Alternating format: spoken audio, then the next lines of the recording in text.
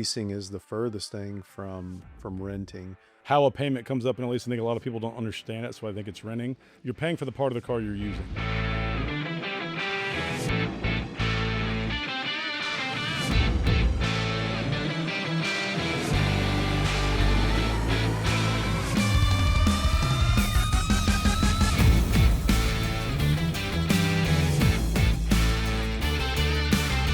Hey, welcome back into Inside the Lease. I'm Brian Estridge. Kelly Strasser's alongside. Thanks for being here, man. Thanks for having me. Skinner's with us as well. Kelly, do you believe in the Loch Ness Monster? No, I don't. You No. ever see that show Mythbusters on television? You ever watch that? I work some long hours, so I can't say that I get a lot of screen time. And haven't seen I would say Mythbusters? I would say watch that Mythbusters has no. I haven't seen Mythbusters. Because Chase believes in the Loch Ness Monster. It's not a surprise. Yeah, it shouldn't surprise you. It doesn't. And I bring this up because I thought we should talk about some of the myths of leasing a vehicle, because there's a lot of them out there.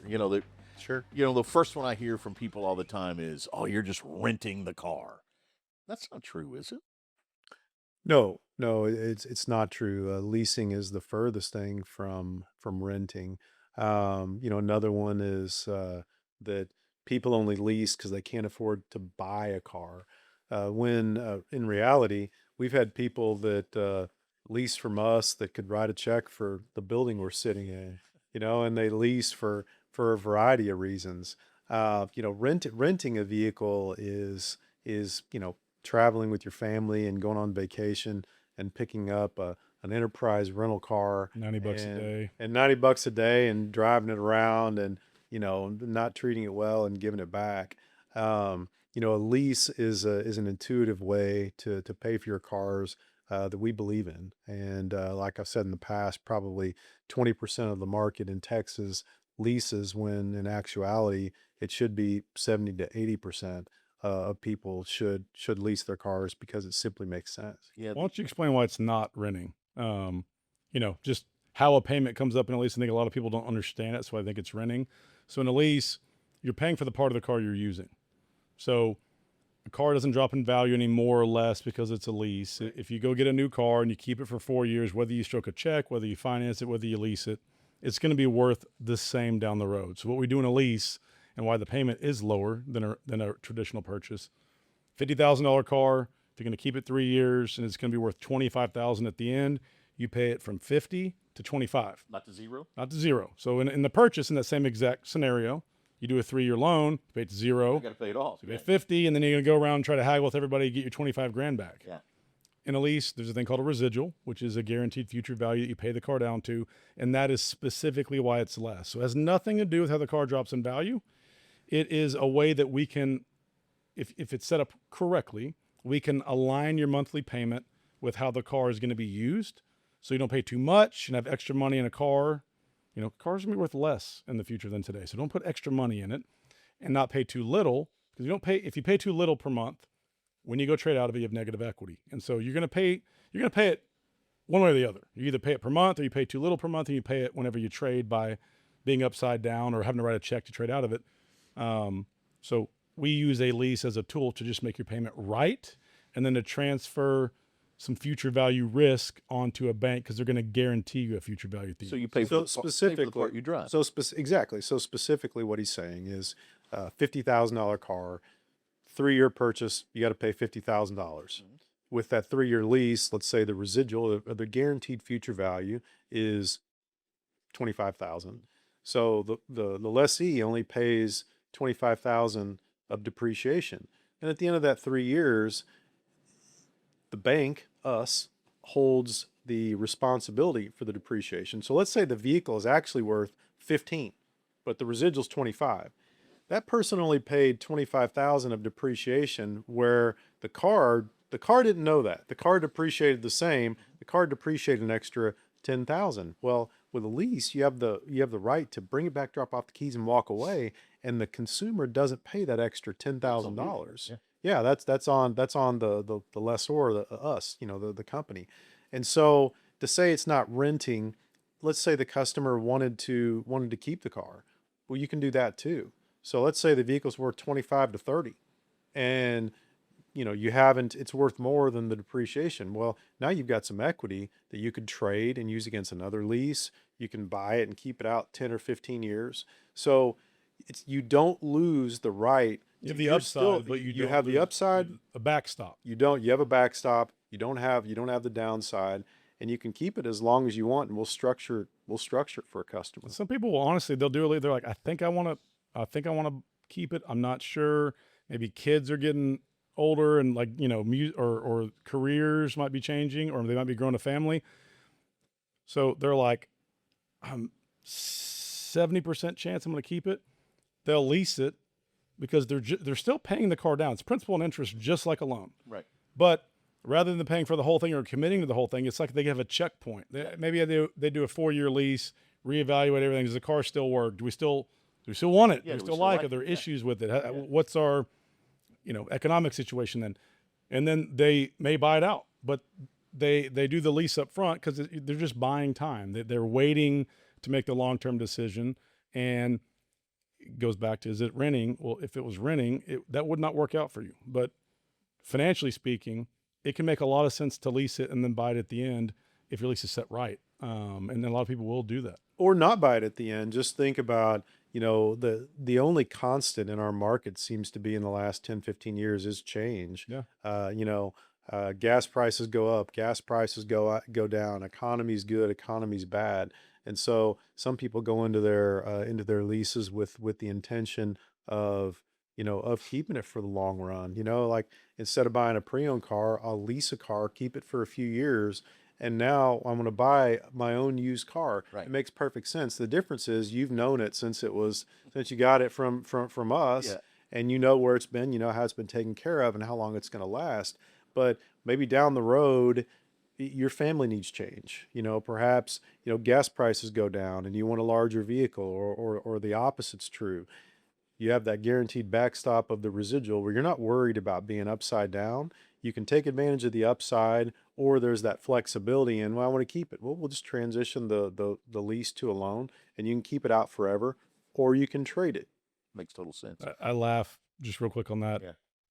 If we're, I'm helping sit in and help try to get someone approved on a lease, and we're looking at their credit profile, and I just see 72-month loan, 84-month loan, and you see they trade every 2 or 3 years, and the agent will come talk to me. Yeah, they say they want to keep this car forever.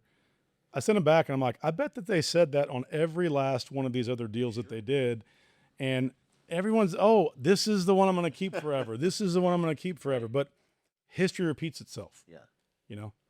And because cars Things depreciate, change, yeah. And then if they do that So long-term fast. loan and want out, and a lot of times people are like, you know what, you're right. Yeah. I've said it every time, and something always, whether it may not be the same thing that changes, but there's always a reason why they want to get something different. if you're in a long-term finance contract and you make that decision hosed. he's talking about, it'll hurt you Oh, financially. totally. Think about all the new technology that comes out in vehicles. How every year there's something new. Mhm. That's an advantage to leasing too, I would think, in that you're going to be in that new technology. Customers not only want new technology, they want new safety features. Manufacturers are always improving the safety of the vehicles. They're improving new tech. And if you're into a long-term finance contract, and the new car comes out and has Right. new safety features, a better looking body style, and it's safer, what does that do to the value of your vehicle? It depreciates I it, mean, 'cause people Chase don't- is using Bluetooth now.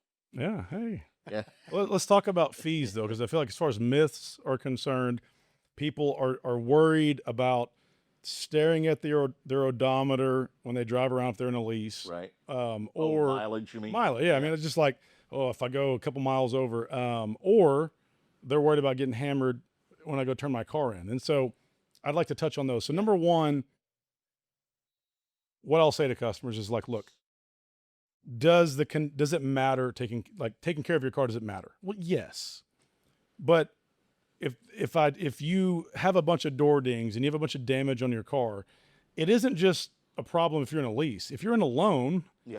you're gonna go trade that car, and they're gonna say, well, this is 500 and that's Car's worth 1,000. less. So the car's worth less. So just because someone's in a lease doesn't mean that that's when you need to take care of it. And all those rules don't apply if you're in a loan. If you beat your car up and don't take care of it, it's worth less. So you should pay more. or you'll lose trade value whenever you get out of it. So if a lease is set up for a car that's going to be well maintained and well taken care of, then your payment is lower than if you're going to beat it up. Well, if you buy it, your payment is the same the whole time. It doesn't account for beating it up or taking good care of it. And so yes, you need to take care of your vehicle, but that has nothing to do with leasing. So in a lease, they account for normal wear and tear. And so at the end of a lease, you've got three options. You can turn it in and you go through an inspection process where they inspect normal wear and tear. So yes, if there's damage to it, you need to get it fixed. Right. Just like if you did a loan, though. Yeah. I mean, it has nothing to do with that. People somehow think only because I'm leasing, I have to take care of my car. No one asks that when they appraise it, right? Was it a lease or was it a buy? No. Yeah, It's no, I mean, going to appraise the same. Hey, you smash the side of it down in your garage, like that impacts the value of the car. So yes, but if you trade out of a loan at the same time, you would deal with the exact same consequences. Yeah. That mileage, if you drive more miles, your car is worth less. If you drive less miles, it's worth more. So do miles matter?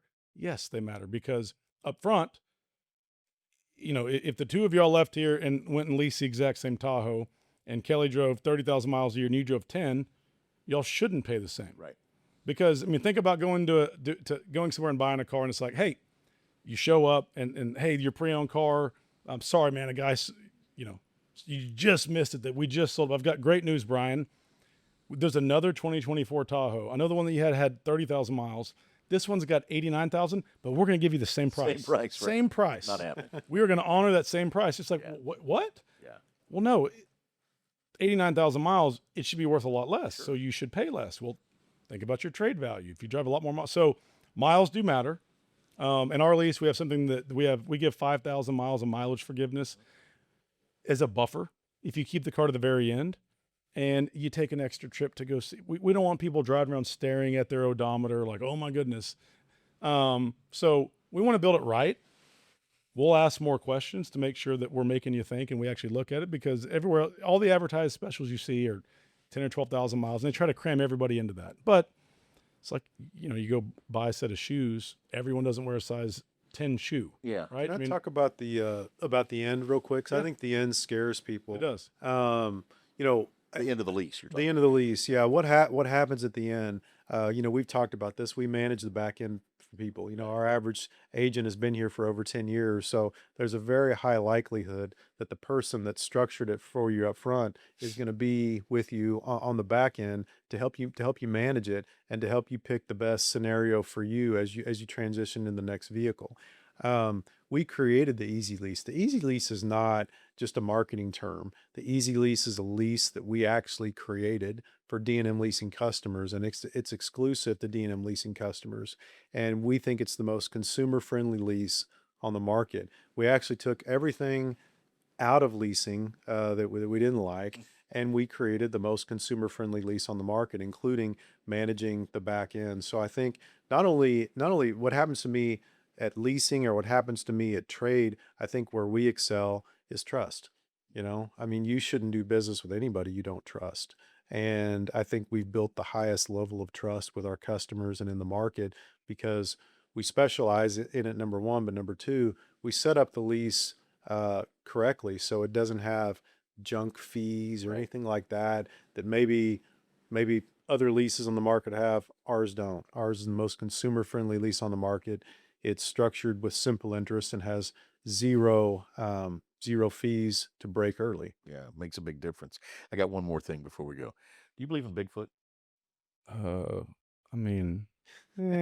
not. No, probably not. Probably not. Here's one other myth that I hear all the time: that there are only a certain number of vehicles that you can lease, like certain models. Like, you can only lease 2 of those from that particular brand or things like that. Is that true? No, we can do anything. Anything. So somebody wants to get a Ferrari or a F-350 or a Honda Civic. Any trim, any make, any model. We also lease pre-owned. So sometimes, somebody leases a vehicle, drives it a couple years and trades it in, and someone else is fine getting a vehicle that's, broken a little bit. And then a lot of times, depends on the car. A lot of times there'll be some payment savings there. And so we can lease pre-owned vehicles. Not I can't go lease a 180,000 mile car, but reasonable pre-owned car, a couple years old, less than 100,000 miles. So we can lease anything used anything new. I mean, the used that fit within those parameters. And some And- people really like that. They like the fact that somebody else took the first depreciation hit, and then they can pick up the depreciation afterwards. So there are some vehicles where pre-owned leasing can really save you a lot on your monthly payments. You never watched the TV show, but here in 15 minutes, we debunked all the myths. Hey, We pulled it off, Cal, right here. he's got some weekend Yeah. activities. Yeah, now. he'll catch up on. Yeah, on it, yeah. yeah. What is it? The Mythbusters. Mythbusters. Yes. Busters, yeah. Sounds like you two guys have a little bit too much time on your hands. Speak for yourself. All right. Yeah. For Kelly and Chase, I'm Brian. Thanks for joining us inside the lease here today.